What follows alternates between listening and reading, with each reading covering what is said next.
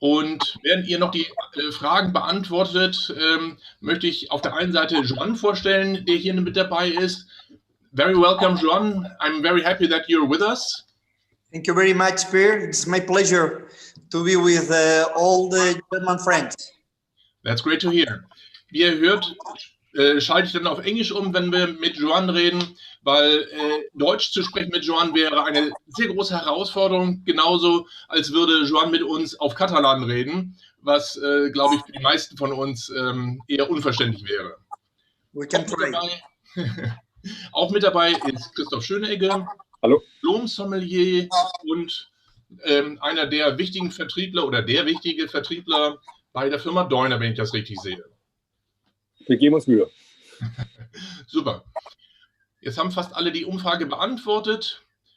Dann werde ich auch diese jetzt beenden und dann die Ergebnisse mit euch teilen.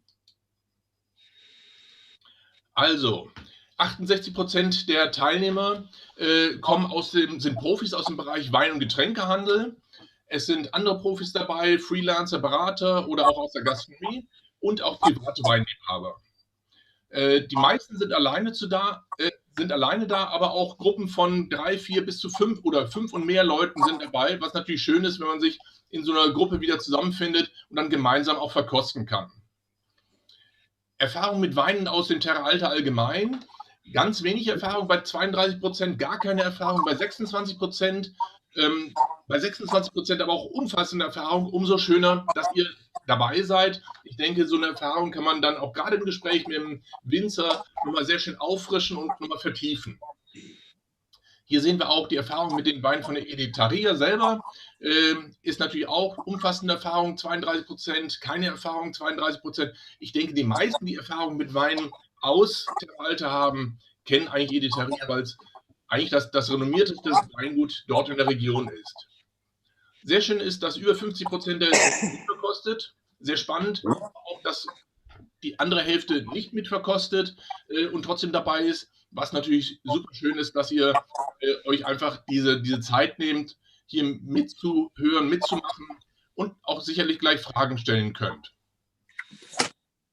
So, ich werde jetzt noch eine kleine Einführung machen, dahingehend, dass ich allgemein über Spanien, über den Weinbau in Spanien etwas erzähle, sodass man Terra Alta einordnen kann und auch das Thema, wo Terra Alta ist, etwas auf die Rebsorten, auf die Böden eingehen, bevor wir in die Verkostung und natürlich auch in die Diskussion mit Joan gehen. Dafür werde ich jetzt meinen Bildschirm freigeben und den seht ihr jetzt. Da ist jetzt das Titelbild zu sehen und ich gehe auch direkt weiter auf die nächste Seite. Spanien, Zahlen und Fakten, einfach so ein bisschen mal vom allgemeinen Wissen. Eine parlamentarische Erbmonarchie, Hauptstadt ist Madrid im Zentrum, also hier gut zu sehen. Und Barcelona hier in der Mittelmeerküste sind die beiden einzigen Millionenstädte in Spanien. Fläche ist 505.000 Quadratkilometer groß, fast 506.000 Quadratkilometer groß, also deutlich größer wie Spanien, aber hat fast nur fast halb so viel Einwohner wie Deutschland. Das heißt, wir haben eine relativ lose, wie sagt man, eine sehr lockere Bevölkerung.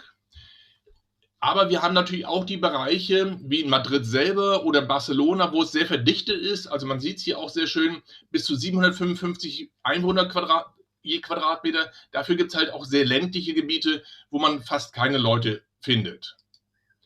Wichtig, um Spanien zu verstehen, ist, dass man sich einfach mal vor Augen führt, dass das Zentrum Spaniens ein großes Hochplateau ist, die sogenannte Meseta, mit einer Höhe von 500 bis 900 Metern. Das ist schon verdammt hoch. Und wenn man dann noch die ganzen Berge außenrum sieht, das iberische Randgebirge, das geht eben mal auf 2350 Meter hoch. Das kastilische Scheidegebirge geht auch auf knapp 2600 Meter hoch. Von Madrid aus gen Nordwesten fahren, da muss man erstmal durch die Berge, ist für die Madrileños ein Skigebiet, ohnegleichen. Dann haben wir das kantabrische Küstengebirge mit über 2600 Meter Höhe, mit den Picos de Europa. Dann haben wir die Pyrenäen natürlich, die Grenze zu Frankreich, die natürlich mit 3400 Metern. Dann die Sierra Nevada, der höchste Punkt auf dem spanischen Festland, weil es gibt noch, auf den Inseln gibt es noch höhere Punkte, aber die Sierra Nevada mit knapp 3500 Meter ist der höchste Punkt auf dem spanischen Festland. Und dort kann man auch im Sommer noch in den Bergen den Schnee sehen, wenn man von Granada aus guckt.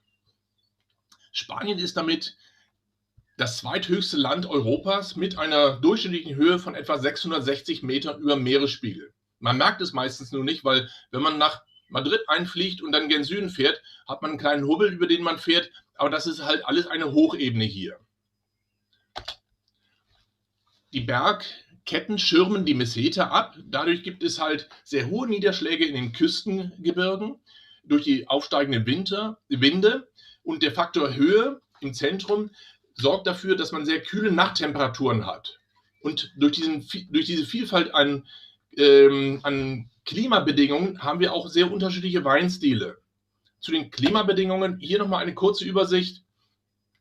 Wir sehen hier den atlantischen Bereich oben im Norden, Nordwesten mit Regen von 1500 mm Niederschlag, aber das ist teilweise echt nur ein ganz dünner Bereich und dann kommt schon die Meseta hier mit dem kontinentalen Klima mit extremen Temperaturamplituden von Tag zu Nacht, von Sommer zu Winter. Dann haben wir das mediterrane Klima, das hier die ganze Küste entlang geht. Die Balearen gehören dazu und das zieht sich über das Ebrotal auch weit ins Landesinnere. Das ist das mediterrane Klima mit warmen Sommern und milden Wintern.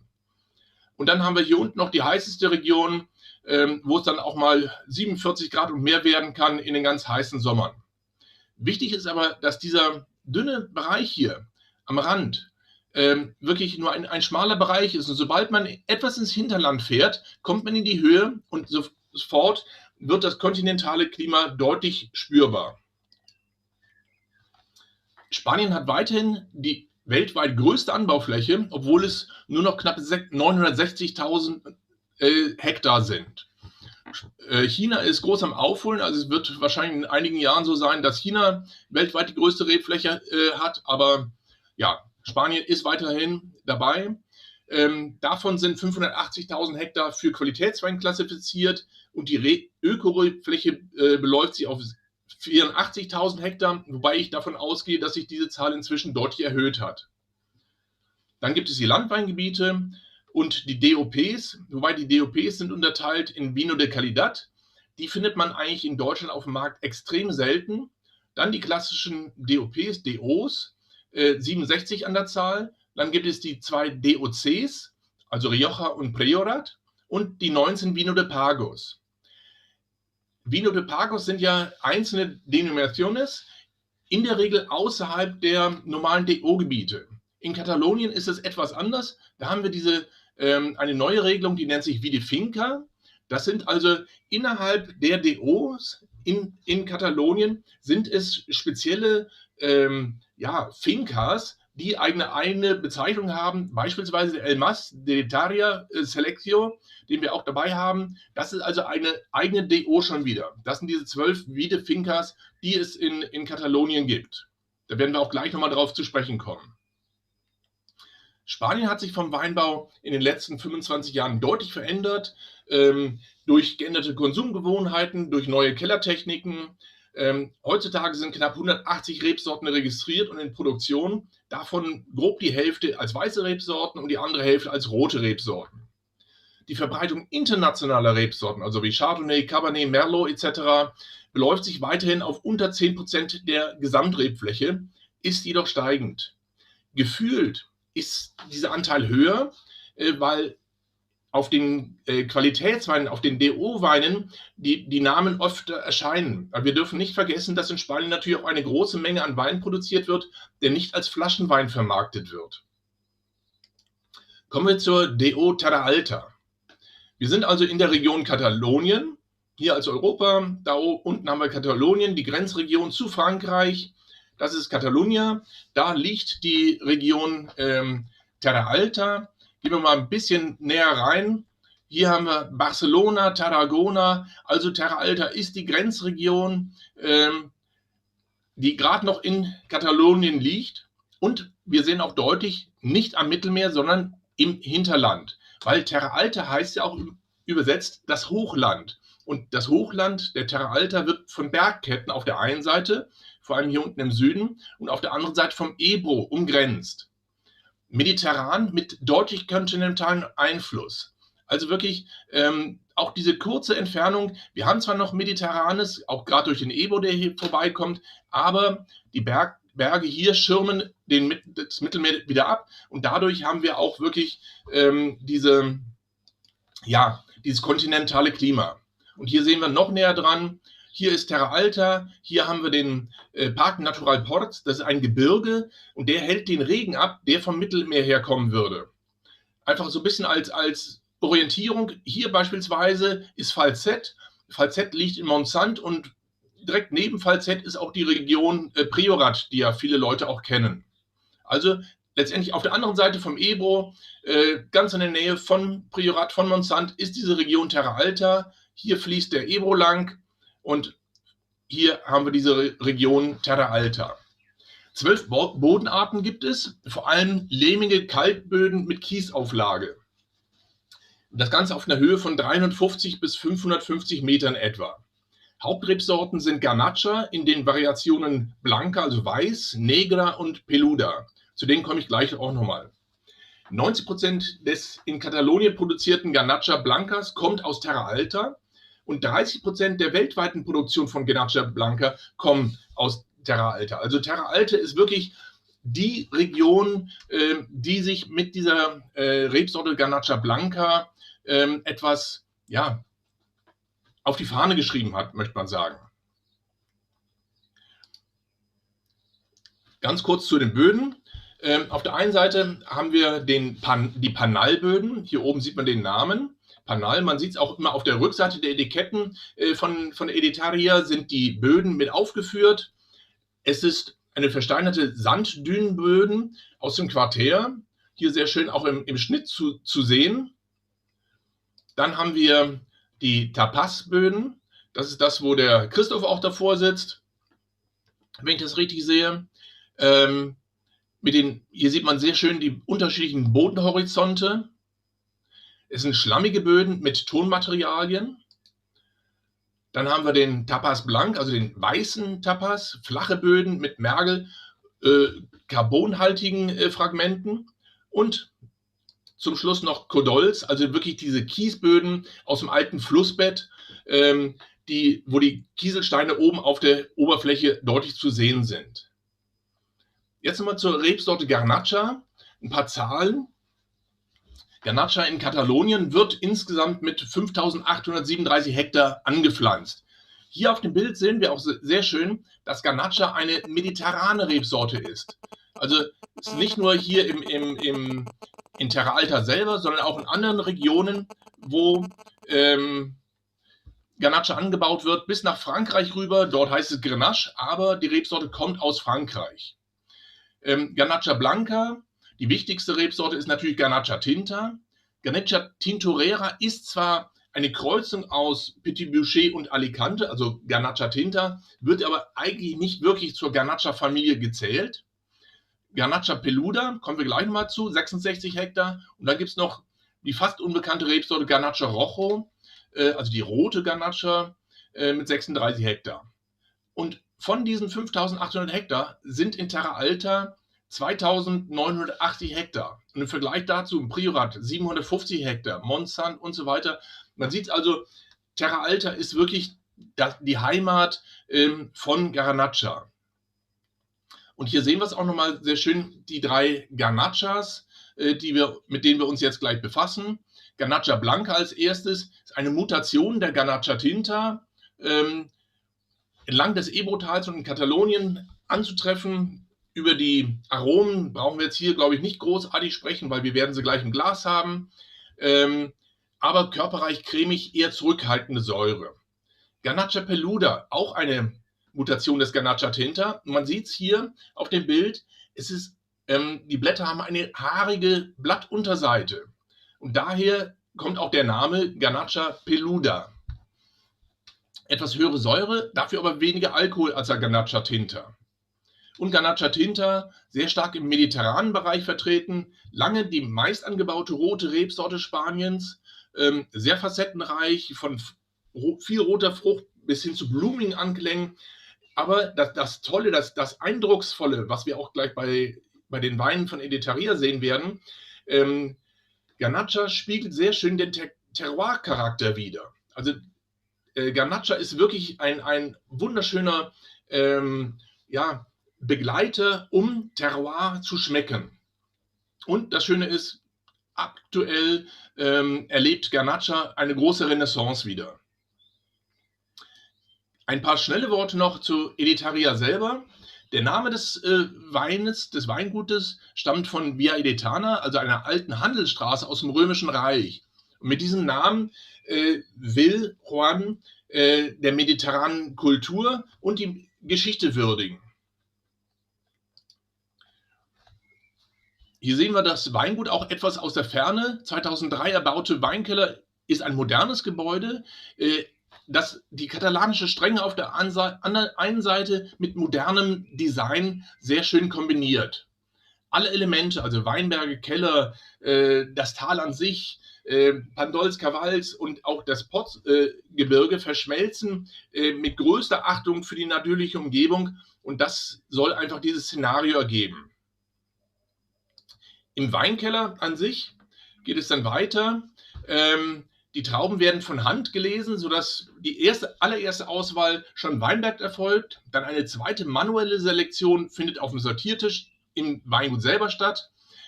Und die Verarbeitungstanks sind klein gehalten. Sie sind so konzipiert, dass die verschiedenen Terroirs und Rebsorten bei der Weinbereitung noch voneinander getrennt gehalten werden können. Und dann gibt es noch als letzte Folie natürlich den Holzfasskeller. Die Reifung erfolgt in Fässern aus französischer Eiche mit 300 und 500 Litern Fassungsvermögen, wobei die Holzfasslagerung soll die Aromen nicht überdecken, sondern es geht eigentlich darum, den Charakter zu bewahren und die Nuancen der verschiedenen Weinberge hervorzuheben. Ich werde jetzt die Präsentation stoppen, damit ihr uns wieder voll sehen könnt. Und dann können wir nämlich jetzt auch langsam aber sicher mit der Verkostung beginnen.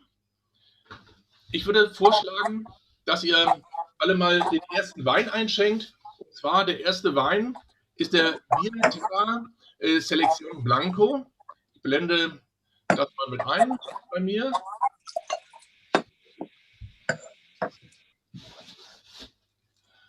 So, here we are with the first wine. The Via Terra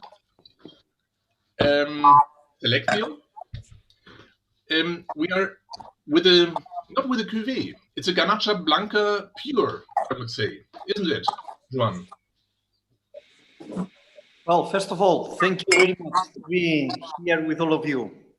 It's really my pleasure to be the representative of the whole of Catalonian Grenache and to have these possibilities to make this presentation. First of all, what is white Grenache? Mainly, it's the best well-adapted grape for this Mediterranean extreme climate. Why? Because all leaves are completely adapted to retain water. And that's the key issue to make fresh wines in this Mediterranean extreme climate. Which are the main specialty here? It is the soil, the panel soil that you explained. It's all sand dune, and all the Via Terra selection is made in this special soil. It is unique in the world. It is more than 7 meters deep, sandy. That means it was all from the air in the Quaternary area 40 million years ago. And that means it's not water retention.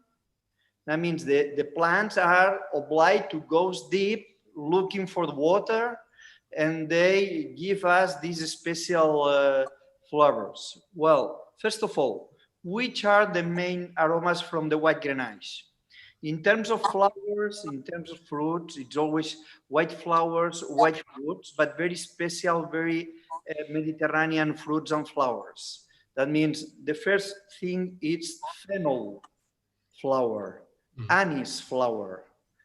That's the key issue. That means if you feel when you taste, if you feel the tropical fruits, this is not tropical trees beside me. Maybe there is the almonds tree, and you can find these almonds, white almonds flowers as well.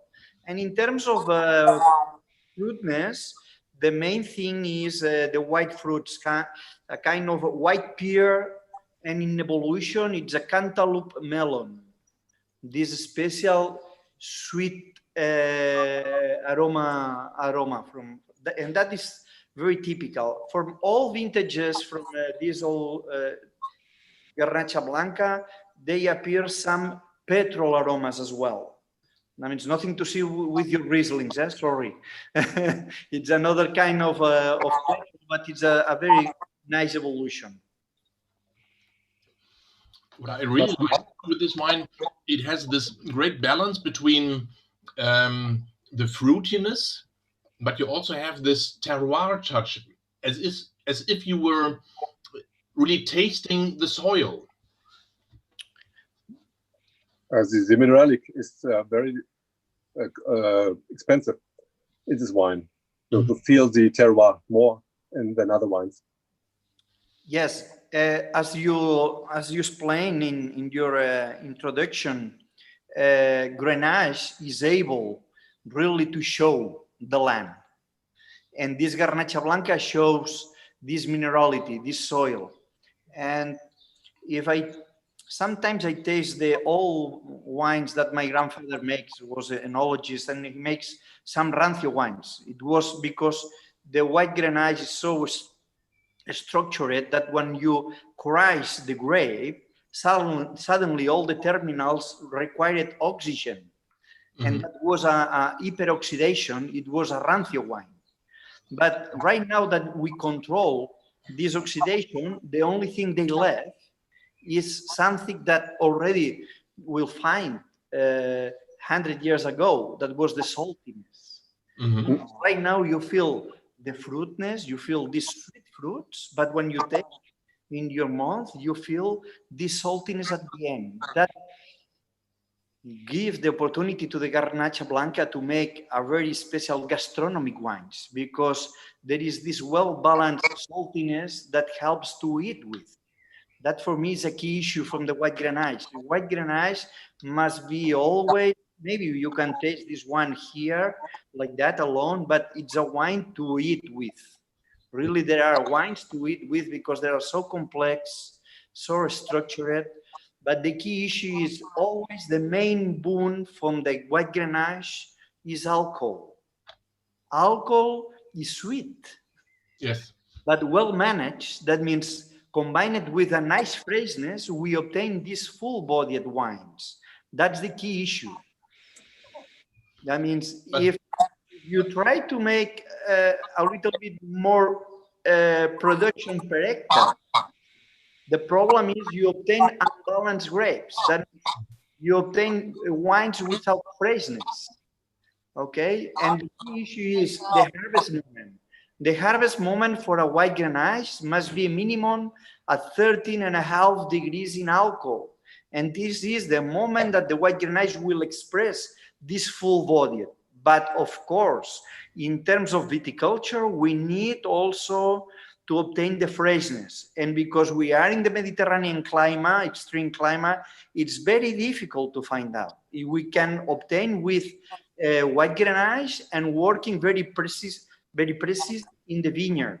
That's the key issue. That means obtaining the correct moment to the correct ripeness, and later on, if you try to produce more, later on you obtain unbalanced grapes. That means the key issue in Gobelette, as well in the Truly, it's the Truly or the Gobelette must be open to the air in order to keep the freshness on the grape. That's our key issue.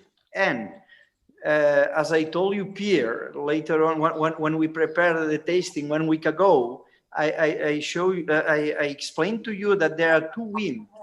Yes. One comes from the sea. The sea is in front of us, less than 50 kilometers.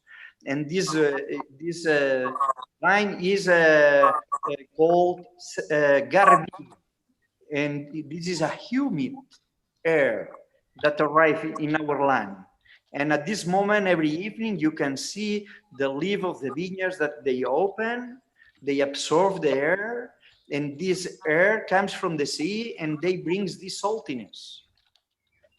At the beginning, I always say that this saltiness comes from the soil. But it was the year that we planted a new vineyard and we fermented separately. And it was a young vineyard I was to taste. And direct from the tank, and it was already salty. And that brings us the opportunity to see that it's not only the soil, it's also the wind. And how do you manage to keep Garnacha at this alcohol level of only 13%? Do you pick very early, so in August already, or how do you manage to do so? That's a key issue. Take care. If you harvest too early, the problem is that Garnacha Blanca brings some bitterness. Yes. and later on, the only way to avoid this bitterness is with sugar left, or is working with some barrel in order to catch this bitterness. No. The key issue is viticulture. Is we try to keep all the grapes on shadow. That means in this extremely Mediterranean climate, please don't touch the leaf. That's the first and key point. Leaf will protect the grape, and if the goblet on the truly are really open, the air goes inside, and that means they can obtain the correct ripeness, but without losing the freshness, the acidity. And it's so easy like that, so easy, so difficult. That means we have to prune in winter time, and later on right now, we have to prune very open in the goblet, and for example, in the double cordon of Royat, it's always, we need only one surface area of leaves. If you, for example, maybe it's a little bit too technique, huh? If you're truly, it's white like that, these grapes inside never obtain the correct ripeness, and they will bring the bitterness. If your truly is like that, the air goes in both directions, and they can obtain the correct ripeness, because the sunshine in the morning will bring in this side, and the evening will be in this other side. That means the full grapes in the truly will be ripened at the same time, and that's the key issue. Wow, that's really... That means it's really precise. We are obliged, because it's the sunshine that obliges us to manage like that. Yeah, that's a science in the end. It is a know-how. I don't know. When we taste the next wine, we can see the difference about the Via Terra and Via Edetària, and the quality and the salty in the wine. Well, but right now is Via Terra red, I think, huh? No, we continue with the second white, I would say. Okay, yeah. Sorry. I confuse. I take my bottle. Sorry.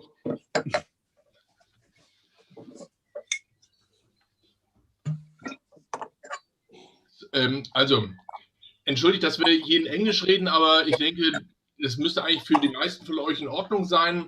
Wenn Fragen sind, wie gesagt, ihr könnt sie hier unten einstellen bei Fragen und Antworten. Ich habe gesehen, ich habe im Hintergrund zwischendurch das Video laufen gehabt, um so ein bisschen mehr Eindruck von der Region zu bekommen, aber es läuft halt in der Dauerschleife, wird halt auch irgendwann langweilig und macht das Ganze ja nervös.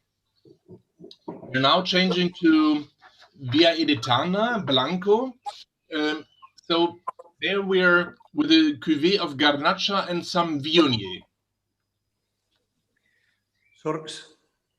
Yep. And The aging, has there been any barrel aging at this wine already, or not at all? Yes, in Via de Tana white, there is well, the first and main differences is that the vineyards are minimum 40 years old from white Grenache. That means at this point, they reduce a lot in terms of yields, in terms of production, and they will bring more full-bodied wines. That's a key point. And at this moment, we try to ripe on top this white Grenache, and we harvest around 14 and a half degrees in potential alcohol. That is already not bad, huh? Yeah. But at this point, we discovered that one grape, it's Viognier, harvest earlier on time. They bring us the freshness, more acidity, avoiding this bitterness that white Grenache brings, okay? And we try to play in this assemblage, this 70% white Grenache and 30% Viognier. But we growth with the white Grenache on top in maturity, okay? And that means we harvest around middle of September, and Viognier we harvest at the end of August, really fresh, around 12 degrees in potential alcohol. Well, later on, when the two fermentation are finished, we make the first assemblage, and later on the wine goes just half into the barrel, but just half the wine to work with the lees, and the other half remains in still tank, just to keep the full freshness, okay? And that is the key point. That means the first one, via terra selection, we can feel the full fruitness of the white Grenache, and here we have a step ahead. That means we are already in the mineral world. Thanks to these old vineyards, the white Grenache, in this 40 years old, they can achieve minimum 4, 5, 6 meters deep, the roads. And that means that is an increase in complexity, okay? And when you smell, we never can imagine that we are in the Mediterranean. No, it's really... That remains something Atlantic, that remains something salty. Yeah, this mineralic salty point is even more in this wine than in the Via Terra we had before. This is incredible. Yeah. The higher acidity, I feel at least, is this due to Viognier in the cuvée? Yes. Yes, that means Viognier well ripened. Of course, they arrive some pruning, some special ripened aromas, but we are not looking that. We are looking just the freshness of the Viognier. That means when you taste in your mouth, you say, wow, it's a white Grenache. There is not Viognier inside. Viognier is just to make like that the freshness at the end, okay? I think Via Terra wants to offer wines to enjoy life, to enjoy Grenache, and Via de Tana already offers wines to make this step ahead in terms of minerality, in terms of gastronomy. We can go ahead in terms of more wine pairing. Yeah, I think, as you said before already, also the Via Terra, these are both very gastronomic wines, because we're not talking too much about fruit, about flour, but we have this very mineralic part of the wine. Yeah. And we have a well-balanced acidity, so which matches very well with a broad selection of food, I think. And later on, I love Via de Tana because you can feel on top of your tongue this cream, this elegance of the cream, and at the end is just the way to enhance the freshness, huh? Yeah. And always at the end, it's the saltiness. Clicks. It's like that some spiciness at the end is thanks to the saltiness, huh? Mm. Oh, the aftertaste is very long, very nice, very pleasant. So great balance and incredible. I'm getting hungry when we're talking about food here. That's my problem. That's my problem. Well, the Via de Tana for us, it's already the wine, you know. Mhm. Also, you can feel already because we are tasting a 2018, because it's always better taste 1 year after. That means Grenache, when we will taste the reds, I will return to this explanation, needs less and less wood and more bottle. Mhm.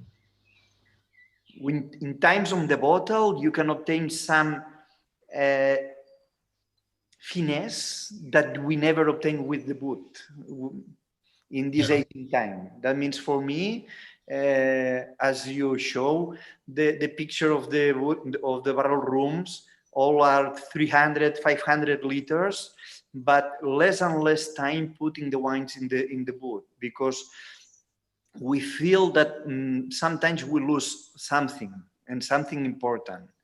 In the other hand, if we bottle and we left the wine calm, we can obtain this evolution of reduction on the bottle that is really complex. This is a top of complexity and elegances, and that's the point in Via de Tana. 1 year after that, never taste a good white Grenache the first year. Yeah. And for example, last year we proposed in different pairings with the press, different vintages of Edetària selection, our top, and it was unbelievable because we go till the vintage 2005. Wow. And depending on the different reigning years, we obtained completely different wines. Mhm. But that means, and the key was the years with a lot of rain. When we talk about of rain, it's 500 liters. So that's nothing. That's nothing.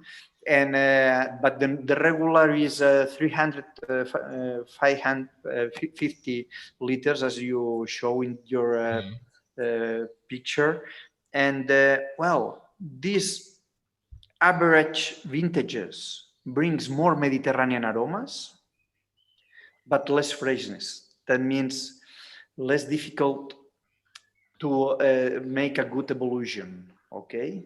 Because freshness helps for the correct growth of the wine.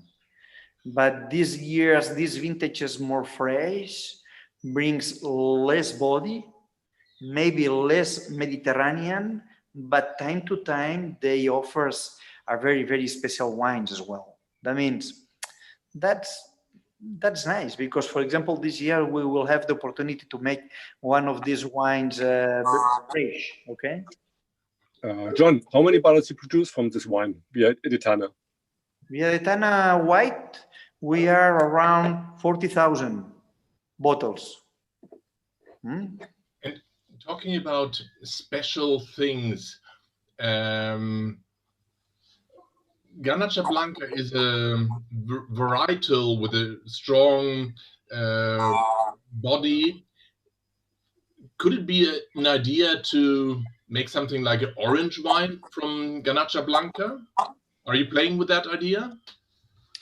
Well, right now on fashion, a lot of my neighbors are making orange wines with Garnacha Blanca, but this is our origin.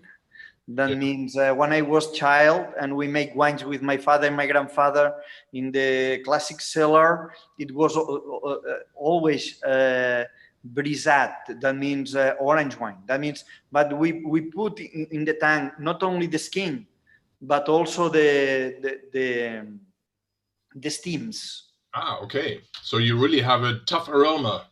It was really strong wine. It was very full bodied, huh? With that. That means and a lot of oxidation inside, and well, I think one of the challenges will be to obtain a good orange wine, but without losing the characteristics of the soil and the variety, in my opinion. But it's just one opinion. Huh? Sorry, Sure. Sorry for that. The freaky wines go too much in the other side. Okay, that means if everything is oxidation, and everything is oxidation with the skins, well, they are good wines, of course, but you lose a lot of things. Yeah. When we discuss it about how we use correctly the boot, also a lot of my colleagues use too much. And when I begin to sell the white wines around the world,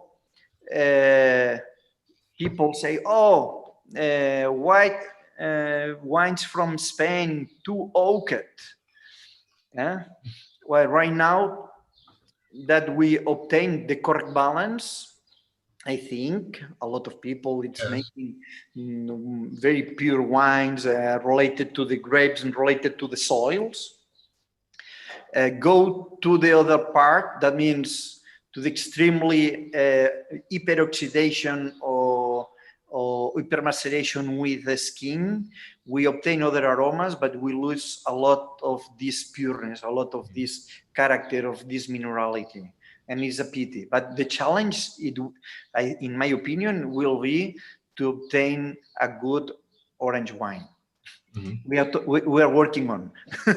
Okay, so we will see what happens in the next years, and I'm sure that if you begin to bottle something like that, it will be a good one. Well, thank you. We will see. We will see.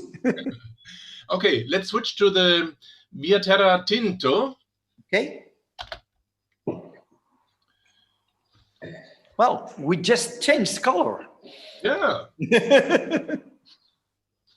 As you explained very well, there are 5 different Grenache in the world. And in Catalonia, we have the chance to have the 5. But as you see, there are the Tintorera, Roja, that in France is Gris, and Peluda, this Lledonner Pelud as well. They are very, very limited. That means just 50 hectares in total Catalonia is nothing, but they left that they're really working on preserve these grapes. For example, in my objective in my life is right now to select the correct clones from Garnacha Peluda and Garnacha Blanca.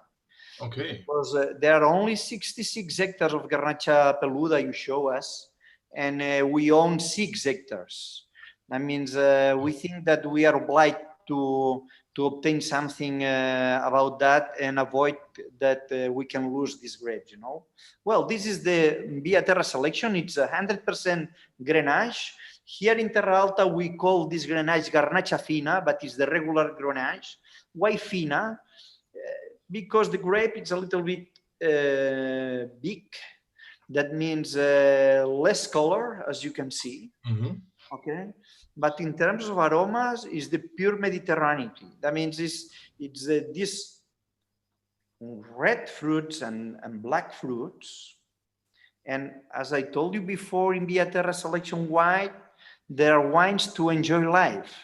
That means they are not wines to think too much in minerality or in complexity or looking for something big, special. They are just to enjoy. That means it's full freshness, a good body, a nice end, but just to enjoy, not think about. It's enjoyable and showing the Mediterranean countryside.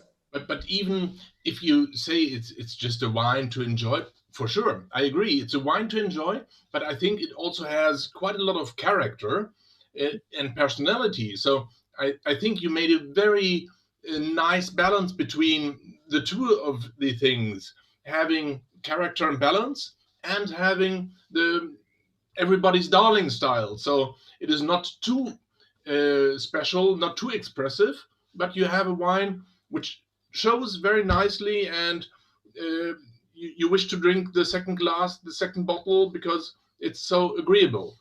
Yeah, that's the main objective.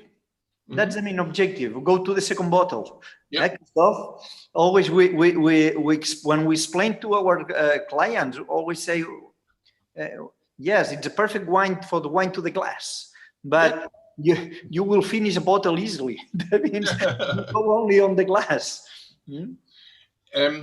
And for me, you know, if we go a bit more inland in Ebro Valley, we have also a lot of Garnacha, but the wines are very strong. They're like bodybuilders. Yes. But in the first moment, it shows fantastic. Yes. But you cannot finish the bottle, in my opinion. Yes. And this is the problem of this wine, the so-called problem.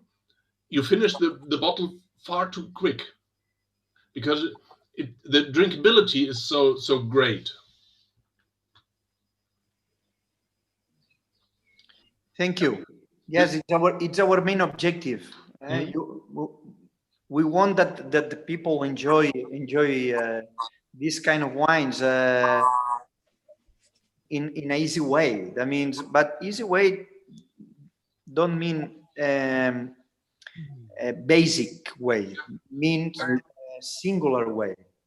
Because it's a good wine for restaurants, for the good food pairing, to starting with the fruit of cherry and red fruits and a little bit acid. Makes a good entry for the day. Yeah, and always at the end this touch of saltiness as well. Yes. Yeah. For me, it's the result of working in the cellar in the pureness. That means avoiding the make-up for the wines. That This means is why for me, it's Joan, the terroir. This is typical, and you feel it in the wine behind. The terroir to make this Grenache is just beside you, Christoph. That means let me Peer explain just a little bit about this terroir, because it's really exciting as well. I don't know, people can think that we are a little bit crazy about soils, but it's the main difference that we can offer. This soil that is beside Christoph, it's a tapas soil, but this tapas soil, in the technical words, is margas versicolores. That means different colors of mark deposition.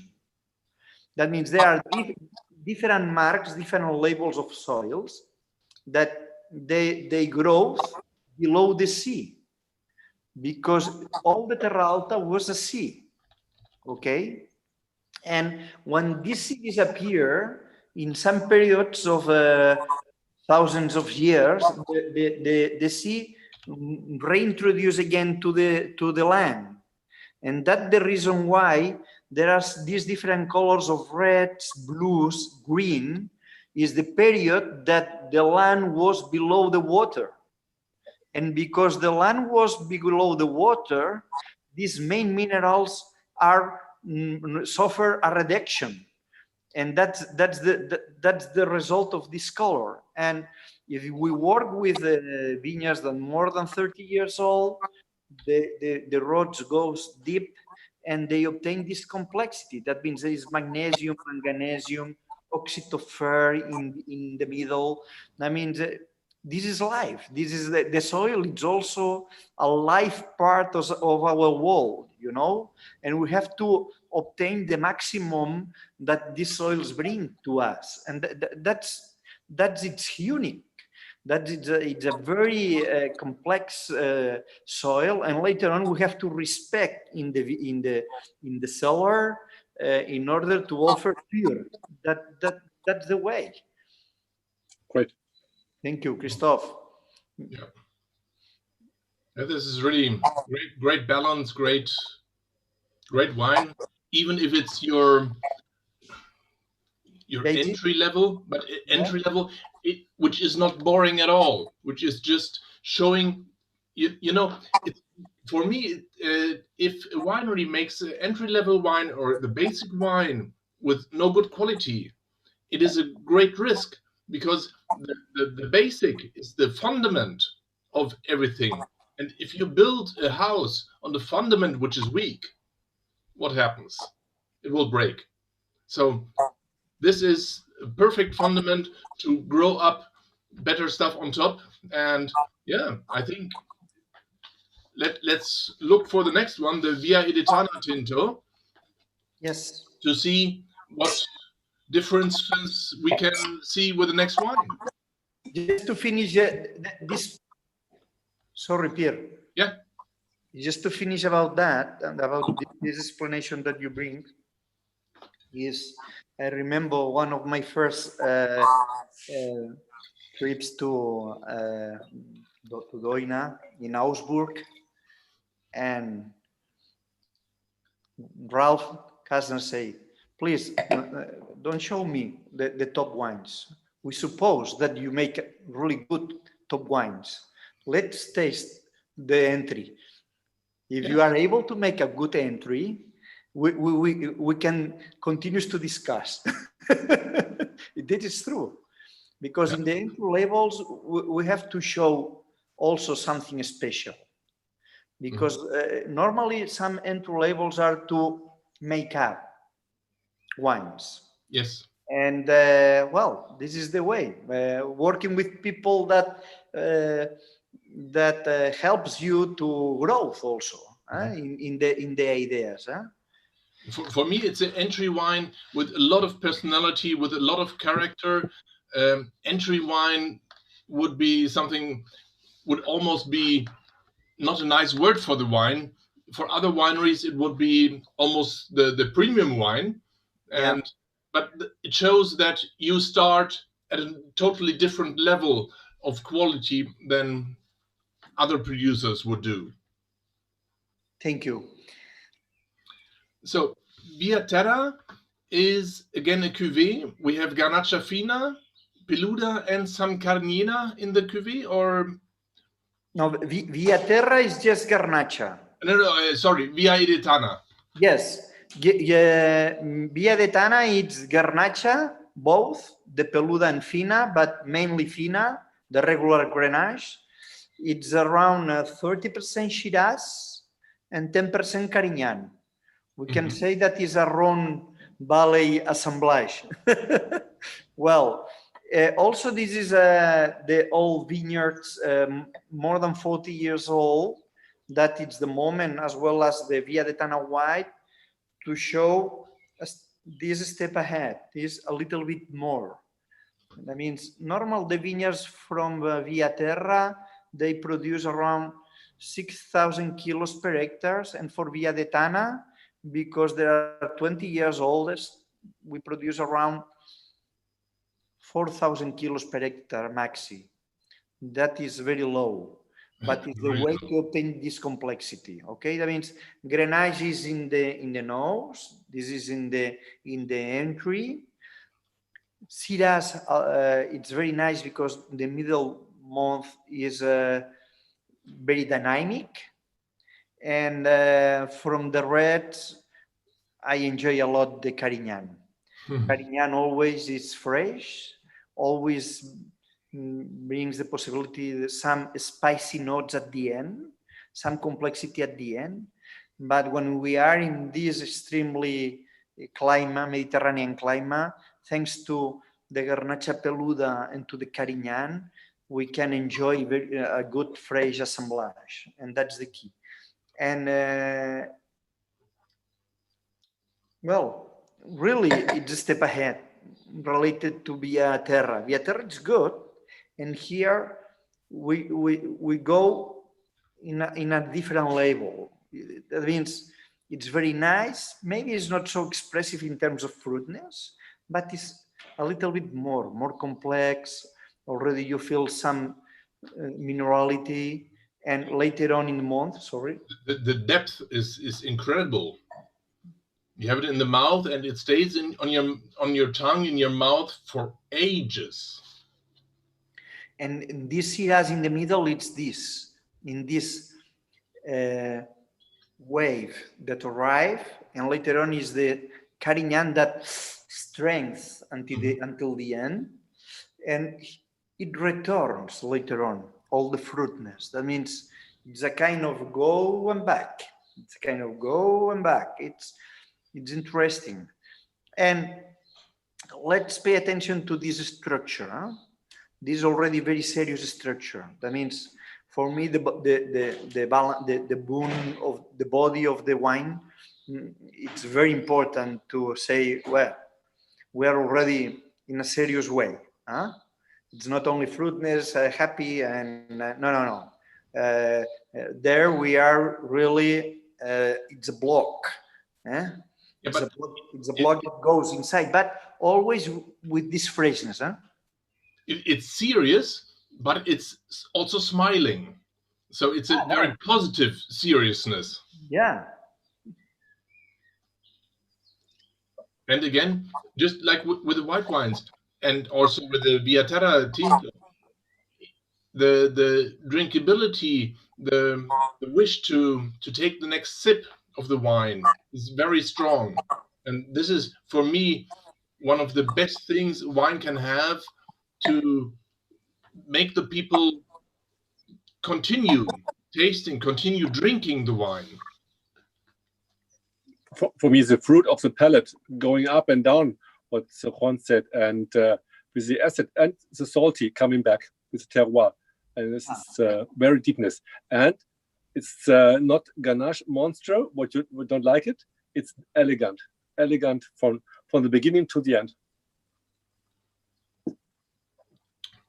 Well, this is our main objective, to make wines that show our land, but in this appearance of elegancy. That is the most difficult thing, to express something singular, authentic, and at the same time a little bit elegant. No? That's the main difference. To make, when you say we make wines, well, we make wines, but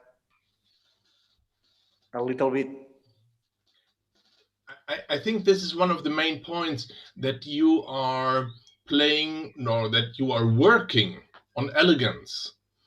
Elegance sometimes is difficult for a winery, because in big competitions, the wines are not seen because they are too elegant.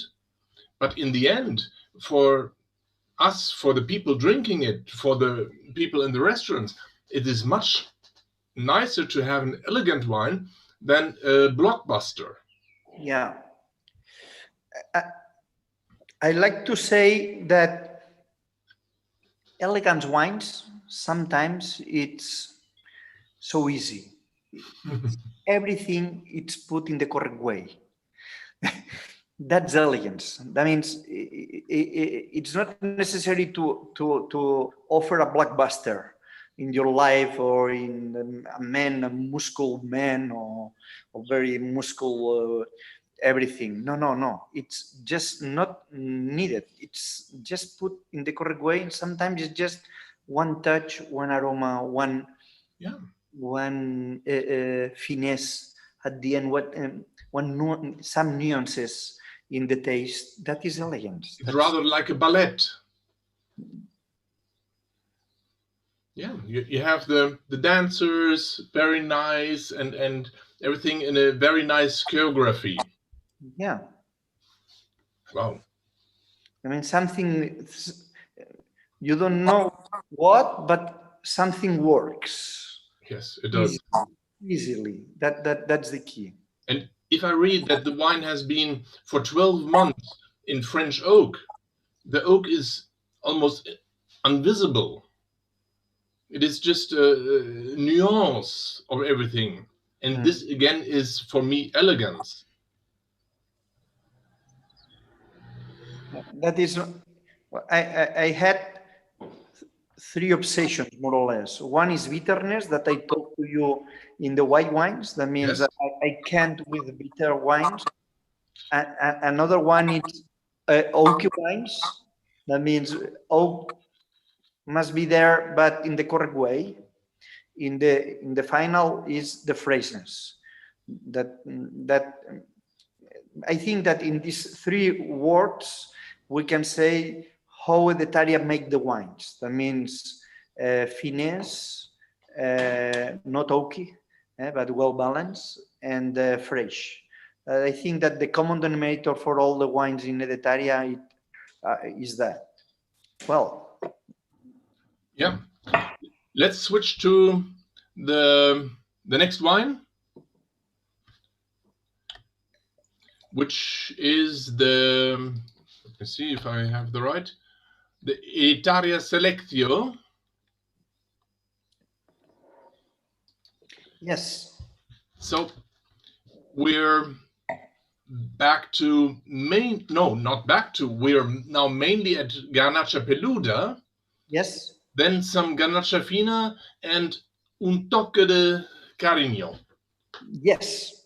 Let's explain a little bit of this Garnacha Peluda. What is this Garnacha Peluda? It's a mutation. That means, as you know, the vineyard is able to adapt in different climates, from Champagne till warmest areas in Canarias, for example. And well, this Garnacha Peluda, it's a mutation. It's a mutation. They appear the velveted leaves that you show us in the presentation, no? Mm-hmm. But it's very irregular vines, because there is not a clone selection. That means very regular means that the viticultures select his own vines, and they make the vineyards. And normally the enologists arrive and they say, this is not a good wine, because a good grape, because it's very irregular. You can arrive in one vineyard and you can obtain three different level of ripeness, and it's very difficult to make a good wine like that. That means for us it was very difficult to make this Garnacha Peluda, but we know that it's fresh, and we know that is with a very nice structure and with a very special nuances, some anchovy saltiness, it's a oceanic wine. Mm-hmm. You know what that means? That means we are in the Mediterranean, but with these touches of oceanic wines. And for us was really a challenge. And as I told you, we begin to select this Garnacha Peluda to make our own selection, and we are there and making this with a strong job that will along minimum 6-8 years to obtain different clones of this Garnacha Peluda, later on to offer for all the viticultures that they want to use, because I think it's very nice. In between, the question mark is we are obliged to go into the vineyard and to harvest 3 different times in the same vine. In the first passage, we make a rosé.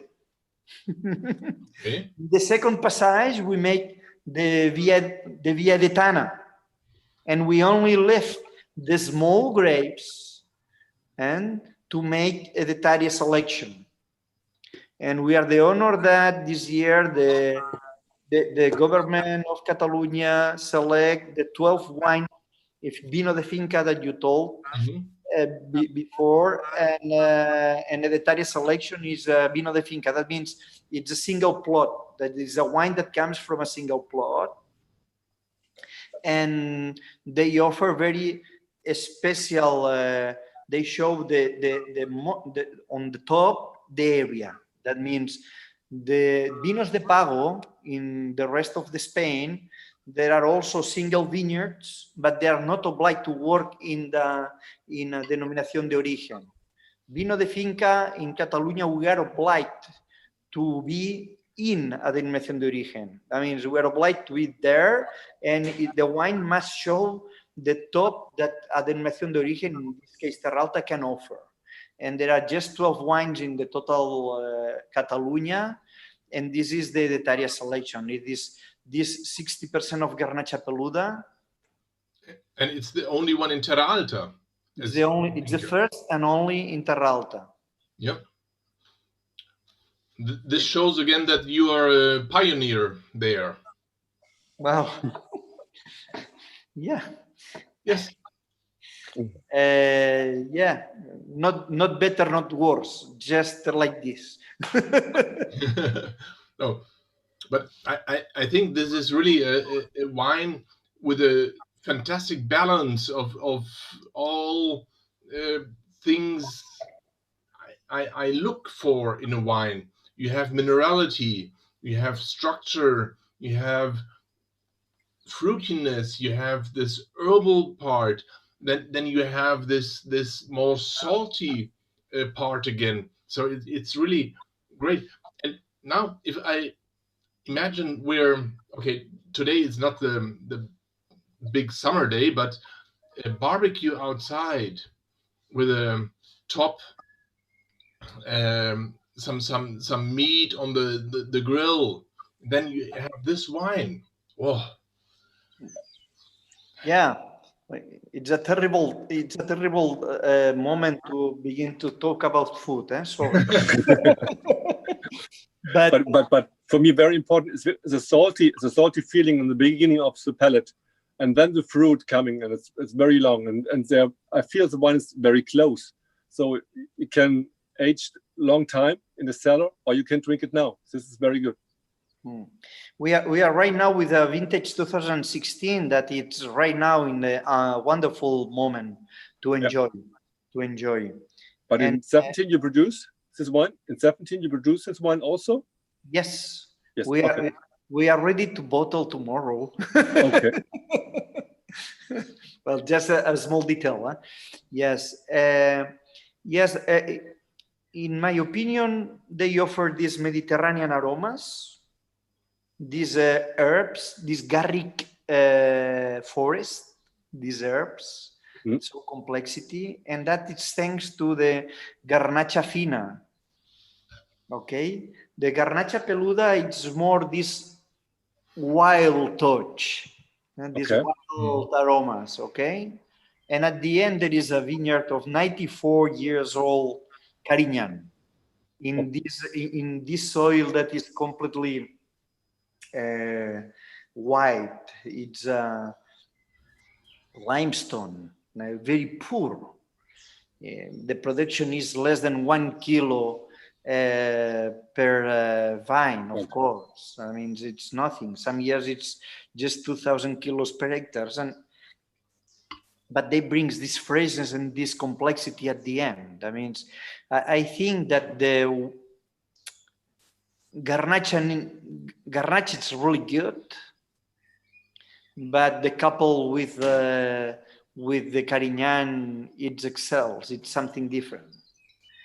And we also made a wine 100% Carignan from the vineyard, this old vineyard, and it's called La Pedrissa. It's 100% Carignan. It's something different. I mean, we are really proud with Grenache, but I think we will make in the future a top wine with Carignan. We will see. Okay. Because there is nothing to see with the Carignan. The top Carignans for me are you can find in Priorat. But Priorat is not so far. How far is Priorat for you? 35-40 kilometers. But the difference soil is crazy. The soil is completely different, and you obtain very finesse but very strong wines from Carignan. And here there is just like a line, a line of elegance, something like that. But all the fruitness, all the Mediterranean comes from the Garnacha. Great.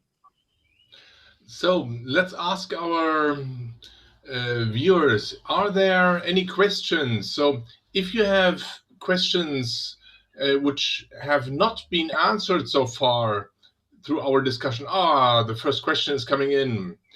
So great. Elke is saying, great. I think these wines show a great opportunity to be presented to our restaurant guests, and I'm sure some will match perfect to some of our menu parts. Thank you very much, Elke, for this perfect, or for this mentioning. I'm sure about that, because the wines are elegant and they do not go over the menu. So it is a great balance. They are very gastronomic wines. Thank you so much for this great comment, Elke. And Thomas is writing a technical question. Is the Via Edetària aged in new or used barrels? The question is from the red or for the white? For the red. For the red, it's 3 to 5 years old barrels. Yes. So it's not fresh. New. You always use the used barrels, so that the oaky taste does not interfere with the fruit and with the terroir. Yes.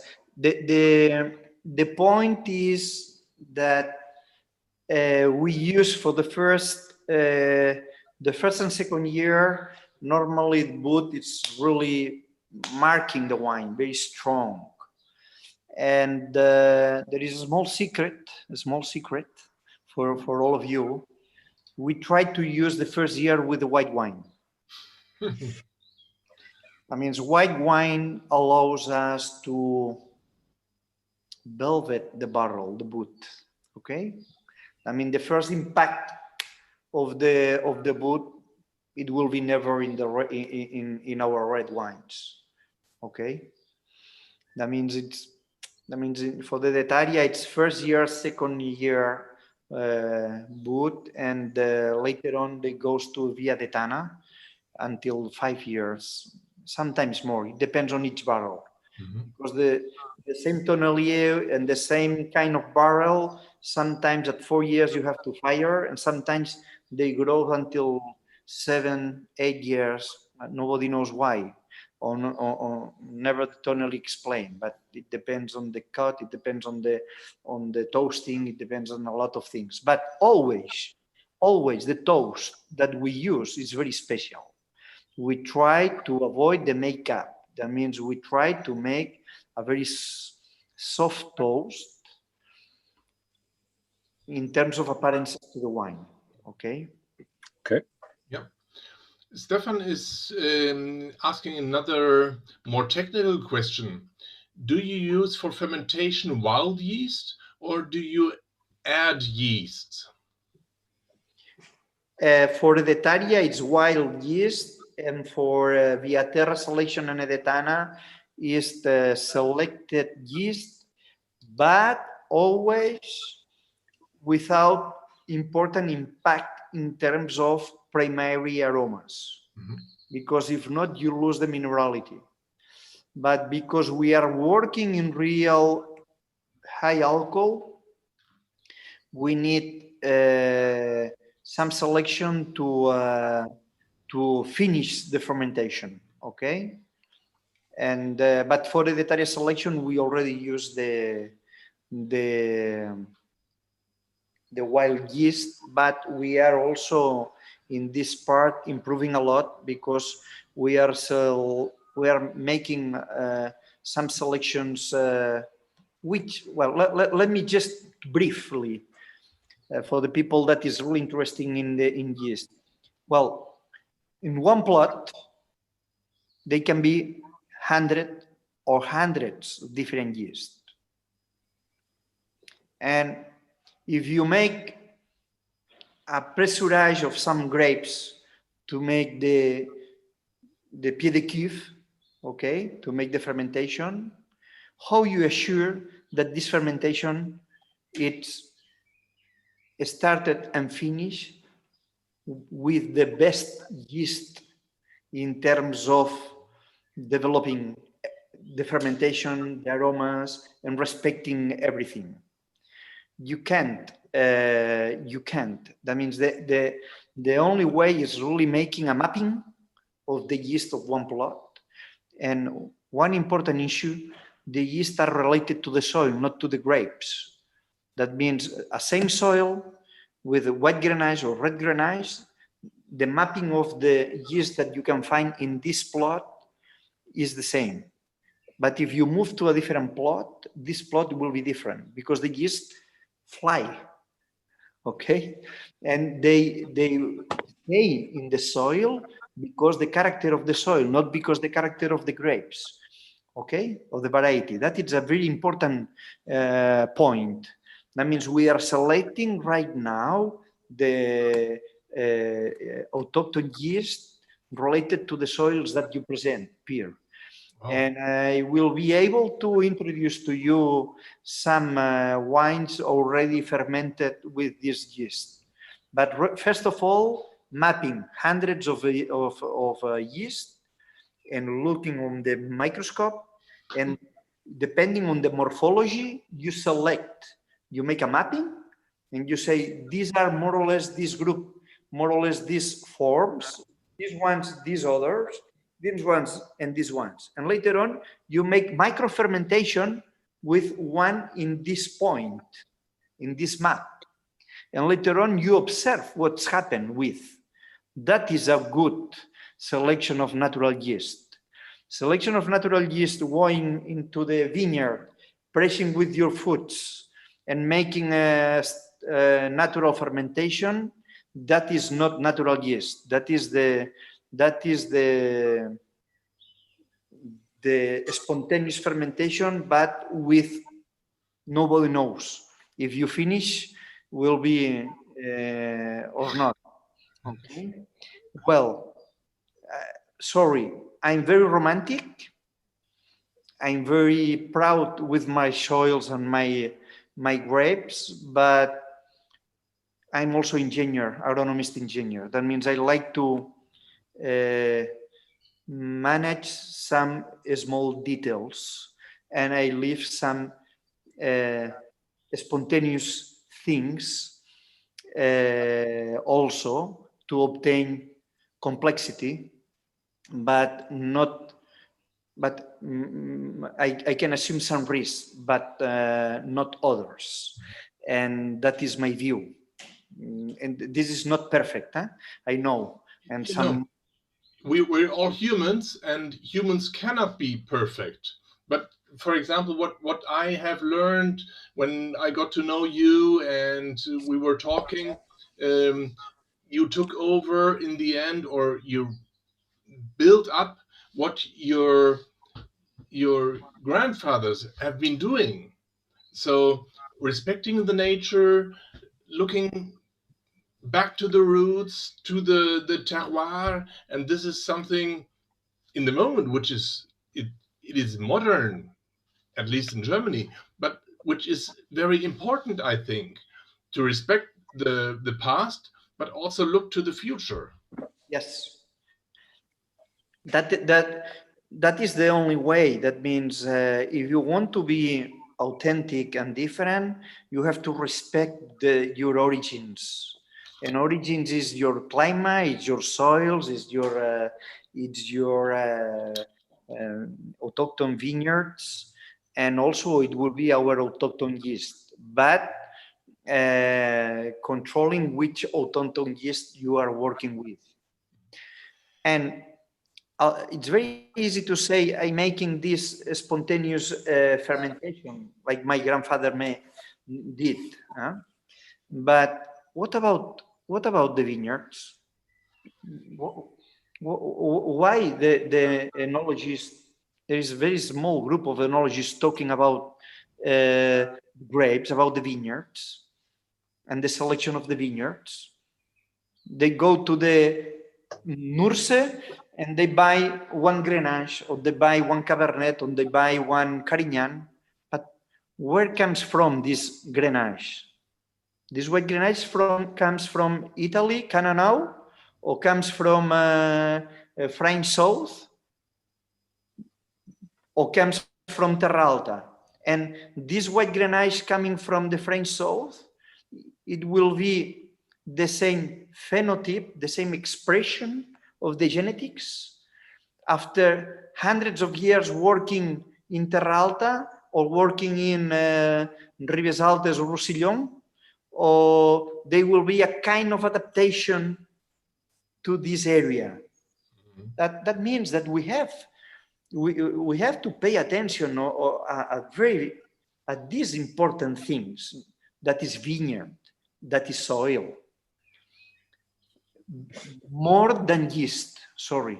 Yes, That is my opinion.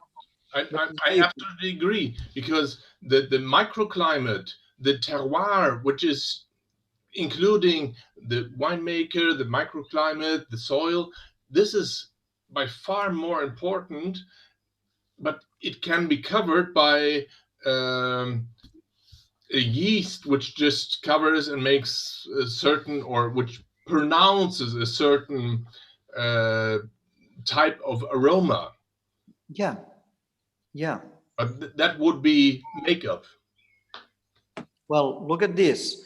20 years ago, only talk about barrels.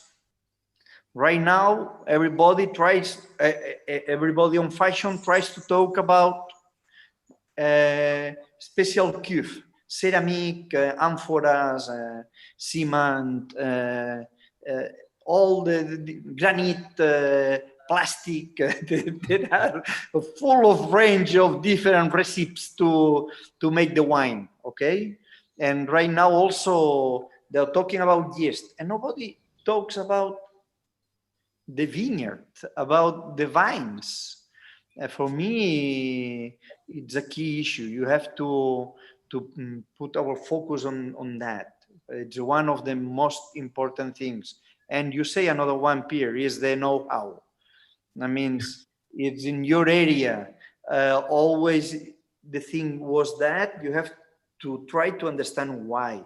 For example, my father, viticulture from 50 years, and that was the explosion of the chemical industry.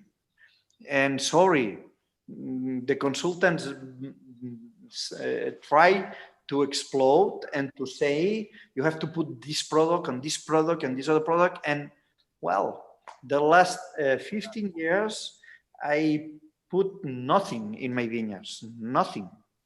And right now, I can discover in the natural growth of the plants that there are some areas with deficiencies. And I made a microanalysis, and maybe it's some micro element. But all the vineyards, all the soils around the world are completely exhausted and unbalanced because this agriculture in intensive agriculture.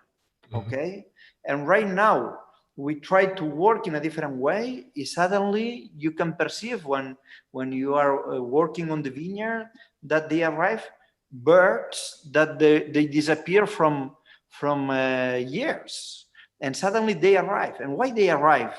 Because they are eating these small birds that they are in the soil, and these more insects on. But all of these microorganisms disappear from long period of time, the last 50 years, because this intensive agriculture. And right now, the new generations, we are more sensitive, and the news coming to recap and to rebuild these soils, this structure, and this life in the soil. That's key. And that takes a lot of time, because until the soil recovers, it's not from one year to the other that you can just switch. It takes a lot of time. No, yes, absolutely agree.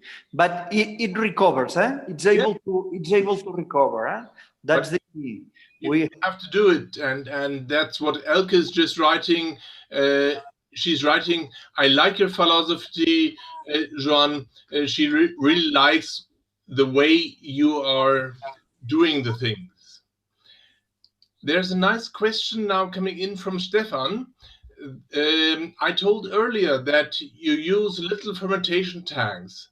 Another vintner told him also that big tanks would be generally not good for the wine's development.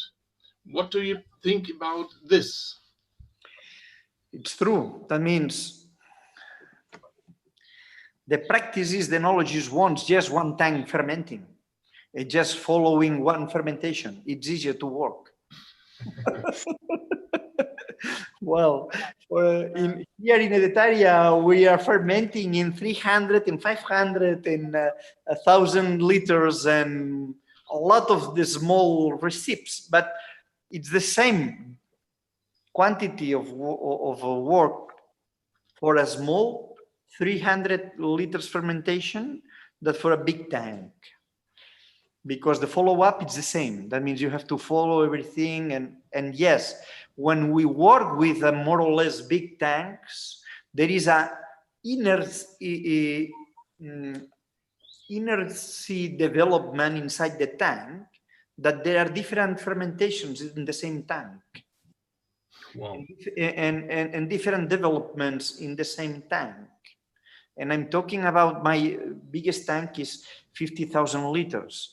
15,000 liters. That means don't go to other companies that one day visiting one company in Champagne, it was the assemblage tank 2 million liters. Huh? Okay, forget it. Yeah. It was Champagne, huh? But just go to Mancha. There you have parked with 15, 20 tanks outside of 1 million plus liters. Yes.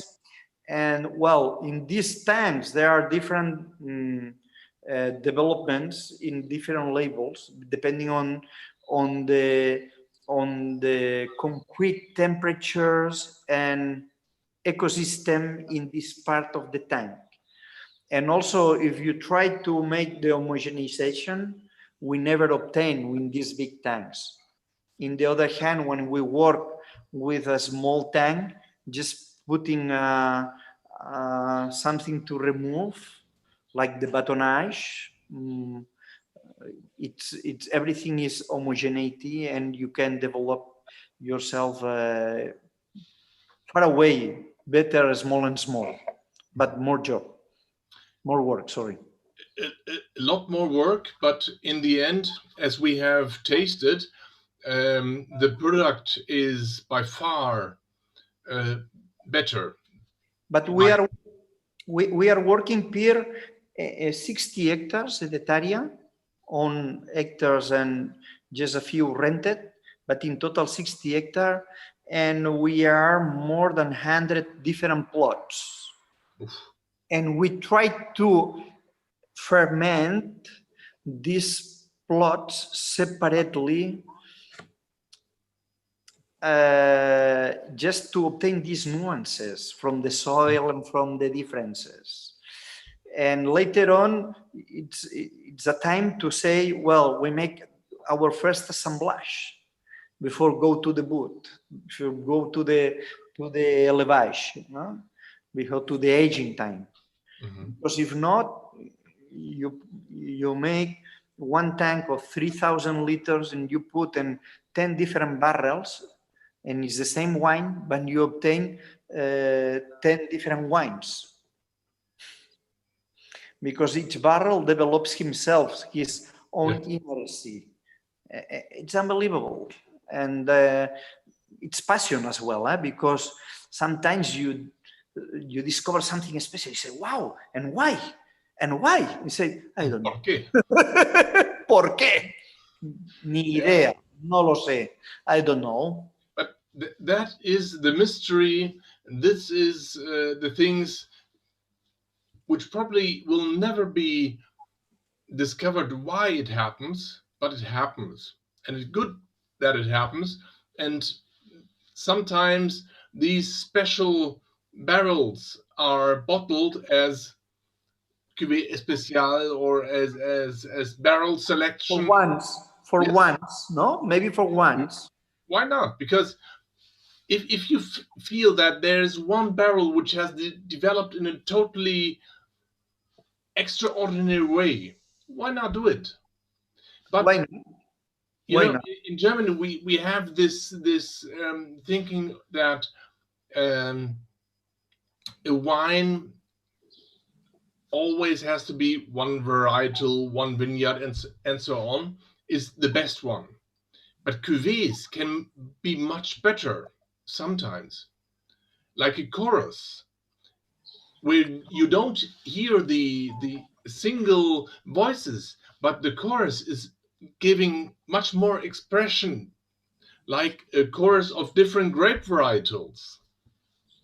I like to say that we develop four different single vineyards in 4 different wines. That is Personal, 100% Garnacha Peluda, Pedrisa, 100% Carignan Old Vineyards, Genuina, 100% Garnacha Fina, from our oldest vineyards, and developing his own character himself. And I like to say that it's a wonderful concert of piano or flute or violin, but the cuvée is something more. Yes. When you can play with the cuvée, you can obtain a kind of orchestra finesse. That means one day you need some piano player, unbelievable, it's wonderful, but cuvée, I agree with you, most of time it's the wine where we try to develop our own character, and where we feel really proud to make our best thing. And maybe it's not the most expensive, maybe it is not, but it is something like you want to express like that. Great. I think these are the perfect words for the ending of the session, because we had thought about an hour, but now we already have 1.5 hours. The time went through. It is incredible, because speaking to people like you, Joan, with all this philosophy, with all these spirit, the time flows, and thank you so much. Oh, thank you for the YouTube. There is 23 people still hearing us. It's unbelievable. Thank you for all of you, and I hope to have the opportunity to come with Christoph to visit all of you and to explain all the details that you required to know. And thanks to believe in our wines. It's our pleasure. Yes, thank you too. And here's a nice word of Isabel. Moltes gracias a Joan. Thank you for not giving up Peluda, the wild one. Gracias, Isabel. So, thank you so much, and see you soon again. See you. Hopefully you're all safe. So, keep well, and see you soon. Our pleasure. Thank you. Danke. Tschüss.